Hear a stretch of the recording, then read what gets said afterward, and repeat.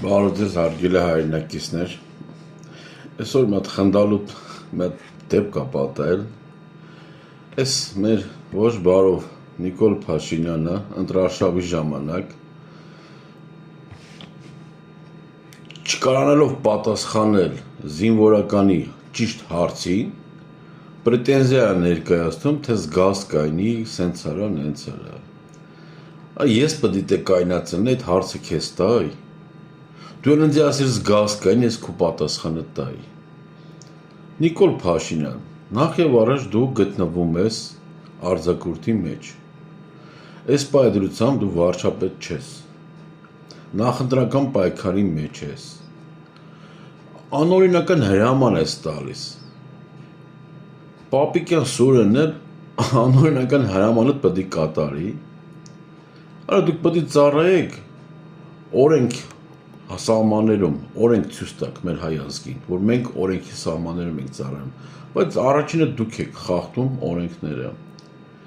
Այս զինվորը զինվոր չէ, որ մի հատ կոշիկը հաներ, հագցներ գլխիդ, ասել դե գնա։ Դե հանի բանակից։ Պարոնայք զինվորականներ, զինվորներ, սպաներ եւ բարձրագույն սպաներ։ Էսի որ սեն սկսել է կպնել հասարակ զինվորին, պոստկայնողին, հերթը հասնելու է ձեզ։ Դրա համար ապօրինիկ ոչ մի բան չանեք ընտրության ժամանակ,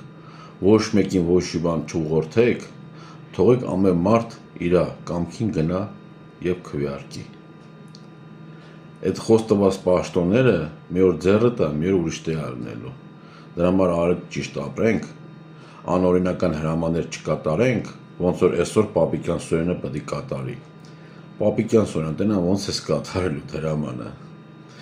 Լավ, քիչ մնաց այս ընտրությանը, սենց ամեն օր մի հատ նոր թեմա է ելնելու մեր գլխին,